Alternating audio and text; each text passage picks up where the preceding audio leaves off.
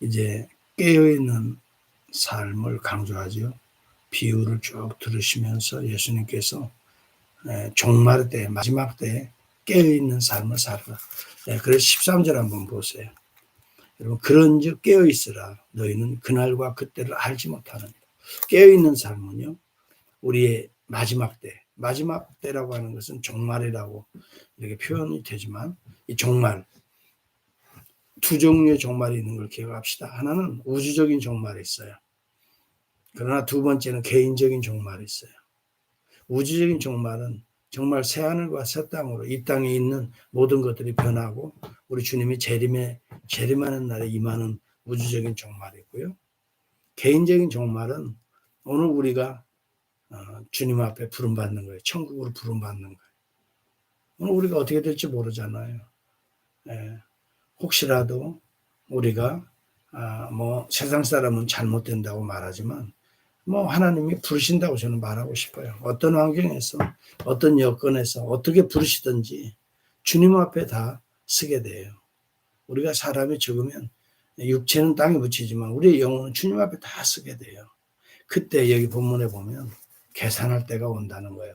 그때는 옳거니 아무 일 없는 것처럼 오케이 그게 아니고 주님 앞에 설 때에는 계산을 한다 이 말이에요. 우리가 이 땅에서 하나님이 보내셨을 때 어떻게 살았는가. 이 본문에 보면 성령 충만의 삶을 살아야 된다고 말씀합니다. 열 처녀 비유는 한마디로 말하면 기름이 떨어져 있는 다섯 처녀, 기름을 준비한 다섯 처녀가 나눠집니다. 이 기름은 구약시대나 지금이나 예수님이 비유할 때나 기름은 감람나무에서 나오는 거거든요. 구약시대의 감람류, 하나님의 백성들을 상징하는 성령 충만한 하나님의 자녀들을 그들에게 기름이 임하고 있다. 기름이 거기에서 짜내는 것은 무엇을 말합니까? 우리 안에 성령 임재하고 있는 것을 상징해 주는 거였거든요. 그러니 여기 등불을 담아서 여기에 보면 등에 기름을 준비해 불을 켜잖아요. 그리스도인들은 성령 충만해야 나가서 어두운 곳을 비춰줄 수 있어요. 그래서 우리가 주님 앞에 서기 전에 우리가 준비해야 될 첫째는 성령 충만한가 이 말이에요. 여기 기름이 떨어져 있는 다섯 처녀 비유를 보세요. 주님이 오실 때가 신랑이 가까이 오는 걸 알고 나중에 보니까 우리가 기름이 필요한데 등불이 꺼져가니 기름이 필요한데 너희 기름을 좀 나눠달라고 요청하는 내용이 나오거든요. 기름이 없이는 불이 꺼져가는 정도는 알고 있는 거예요. 기름이 있어서 불을 밝혀야 신랑을 맞이할 수 있는 것도 알고는 있어요. 그런데 준비를 안 했다는 거예요. 여러분 이게 대단히 중요한 비유입니다. 신앙생활 이렇게 해야 된다. 말씀의 기준에서 이렇게 해야 된다. 어느 정도는 알고는 있어요. 그런데 여전히 자기의 생각대로 자기 감정대로 그대로 나아가는 자들이 변화가 없는 자들이 있어요. 성령이 인도하는 대로 순종하는 자는 날마다 바뀌는 자예요. 그릇 생각한 거 고치는 거예요. 내 일이 잘못된 감정 회개하는 거예요. 이것이 성령 충만한 삶이에요. 그래서 이것을 우리는 성령 충만한 삶을 성화의 삶이라고 말하는 거예요. 성화라고 하는 sanctification 영어로 말하는데 점점 더 거룩해지는 거예요. 달라진다 이 말이에요. 어떻게? 거룩으로 주님 닮아서 점점 바뀌어지는 거예요. 두 번째는요. 사명이 충실한가 이 말이에요. 여기 달란트 비유는 사명에 대한 이야기입니다. 나에게 맡겨진 살의 직분이 5달란트든 2달란트든 아니면 1달란트든 많고 적음의 문제가 아니라 얼마만큼 열심히 그것을 활용하면서 열매를 맺는가. 주님이 이걸 계산한다 이 말이에요. 주님이 언젠가 오시잖아요. 여기도 보면 주인이 그 종들을 불러놓고 이렇게 주면서 열심히 한번 예, 이득을 남겨봐라.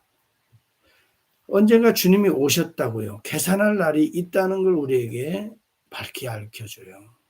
보여준다고요. 확정하고 있잖아요. 그리고 부지런하게 열심히 일했던 자들과 게으르고 악한 종을 구분시키는 거예요. 몇 달란트 남겼다가 중요한 게 아니라 하나님이 우리에게 주신 재능을 은사라고 말하기도 하고 은혜를 열심히 활용해서 하나님의 영광의 산물들을 우리가 맺고 있는가, 이것을 점검해야 돼요. 그래서 첫 번째는요, 성령 충만한 삶이 깨어있는 삶이에요. 두 번째는 우리의 사명에 충실하는 삶이 깨어있는 삶이에요. 여러분, 말이 그렇지, 깨어있으라. 이게 뭐가 구체적으로 깨어있는가, 이걸 알아야 되잖아요. 첫째 뭐라고요? 성령 충만한가. 성령 충만을 어떻게 안다고요? 말씀에 내가 순종하는가. 이걸 통해서 나는 성령 충만한가 아니면 자기 생각 충만한가. 이 구분이 되잖아요. 두 번째는 뭐라고요? 내가 하나님께서 주신 은사와 이 은혜와 이 직분도 마찬가지예요. 직분 하나님 주신 달란트나 마찬가지거든요. 또 재능도 마찬가지예요.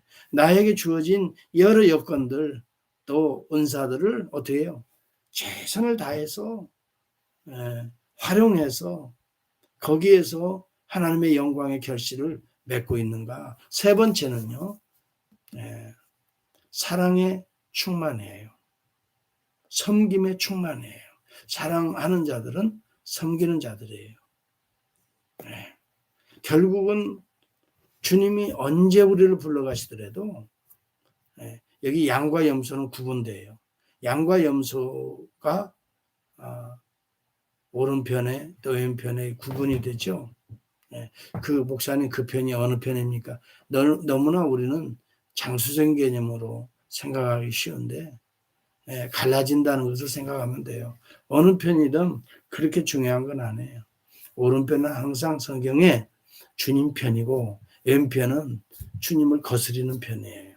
말씀을 거스리고 성령을 거스리고 그런 편이 왼편이라 그래요.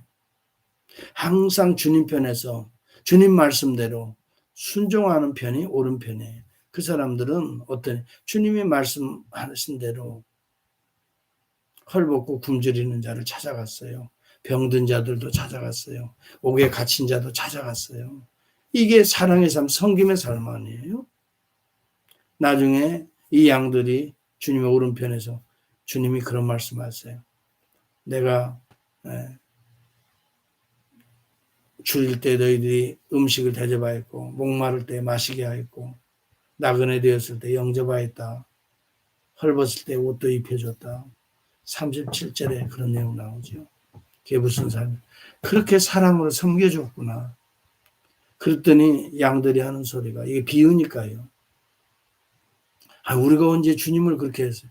그때 주님이 이 어린 소자에게 지극히 작은 자에게 한 행위가 나에게 한 것이다. 여러분 저는 이런 생각이에요. 남을 섬기고 남을 대접하고 우리 목회자들이나 아니면 선교사님들이 이 지역을 지나갈 때는 그냥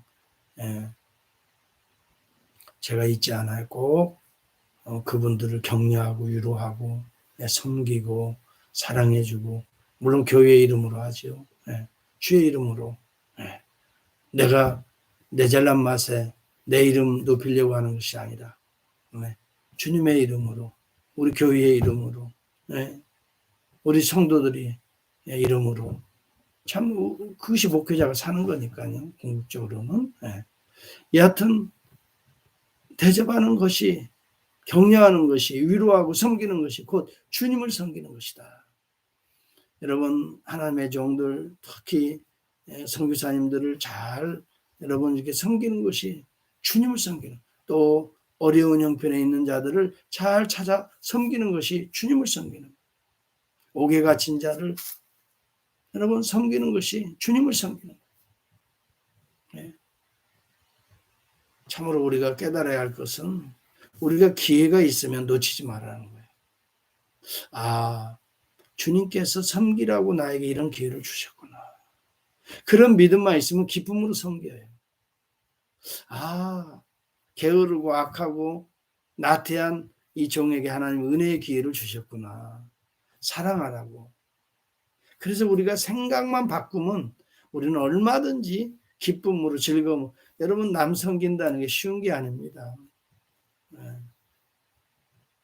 엊그제도 참 그런 모습을 제가 봤거든요.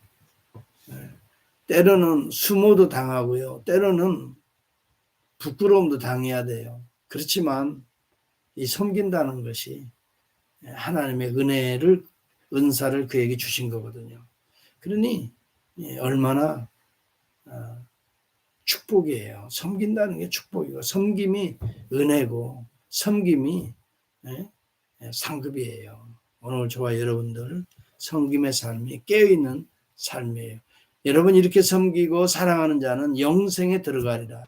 여기 본문에 보면 46절, 그들은 영벌에, 의인들은 영생에 들어가리라. 그들은 뭐예요? 염소들이에요. 염소는 이기주의예요. 자기만 뭐 먹겠다. 자기만 좀 편하겠다. 자기만 좀 의로운 척하고 뭐 그렇게 살아가는 사람들. 남에게는 전혀 신경을 쓰지 않아요. 여러분, 우리는 구원받았다는 것은요, 우리가 은혜를 입었다는 거거든요. 100% 우리는 은혜 입고 살아갑니다. 그렇다면 은혜를 나눠주는 삶으로, 이게 깨어있는 삶이에요. 자, 오늘 정돈합니다. 깨어있는 삶, 그런즉 깨어있으라. 그날과 그 시는 너희가 잘 알지 못하는. 네. 사실 모르잖아요. 주님이 언제 오실지. 그리고 우리의 영혼이 언제 주님 앞에 부름받을지, 죽음이 언제라는 걸 아는 사람이 있어요. 물론 뭐 병든 자들은 알겠지. 어느 정도 내 몸이 이렇게 병들어서 곧 주님 앞에 부름을 받겠구나. 여러분, 뭐 그때가 누구든지 간에 언제든지 간에 한 번은 우리에게 임하니까 여하튼 그때와 그날을 정확히 우리는 알지 못하지만 우리의 삶이 첫째가 성령 충만하고 또 우리에게 맡겨진 이 사명에 충실하고 사랑과 섬김의 삶으로 나아간다면 이것이 바로 깨어있는 삶이라 이 말이에요. 오늘도 저와 여러분 가급적이면요 상대방들에게 따뜻하게 환하고 밝은 미소를 나눠주세요. 여러분을 통해서 힘을 얻도록. 여러분 만나는 자들이 있을 거 아니에요. 오늘도 여러분을 통해서 주님을 만나는 것처럼 그렇게 그분들에게 한번 대해주세요. 조금 오해가 있고 조금 마음에 섭섭한 거 있어도요, 우리가 또 기도로 삼키시고 기도로 또 삭혀내시고, 가급적이면요 변명하려고 하지 말고, 가급적이면 뭐 지시하거나 가르치려고 하지 말고 우리 자신이 낮아져서 이해해주고, 그것이 수모를 당하는 때도 있어요. 부끄러움을 당하는 때도 있다고요.